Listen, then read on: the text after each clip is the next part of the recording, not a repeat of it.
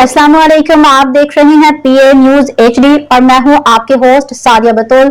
शामिल करते हैं आज की अहम खबरें। नाजरीन और सामाईन, आपके साथ मुखातिब है तर्जमान जुल्फिकार अली सलीमी। आज हम जिस बहादुरी और कुर्बानी की दास्तान बयान कर रहे हैं वो हमारे दिलों को फख्र से भर देती है और आंखों को नम कर देती है। ये है कहानी मेजर अदनान असलम शहीद की, जिन्होंने अपने अमल से साबित किया कि पाक फौज के जवान सिर्फ वतन के मुहाफिज ही नहीं बल्कि बहादुरी और एसार की रोशन मिसाल भी हैं। दहशतगर्दों के हमले के दौरान जब एक फौजी जवान जख्मी हुआ तो मेजर अदनान ने अपनी जान की परवाह किए बगैर उसके ऊपर लेटकर उसे दुश्मन की गोलियों से बचाया। खुद बार बार गोलियां खाते रहे मगर जैसे ही मौका मिला दहशतगर्द पर झपट पड़े और उसे जहन्नुम वासिल कर दिया।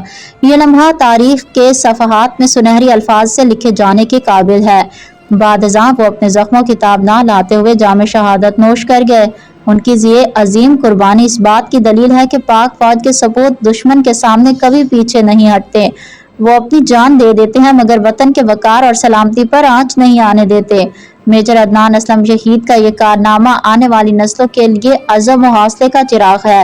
ये कुर्बानी हमें याद दिलाती है कि पाकिस्तान की हिफाजत के लिए कितने बेटे अपनी जिंदगियां कुर्बान कर चुके हैं।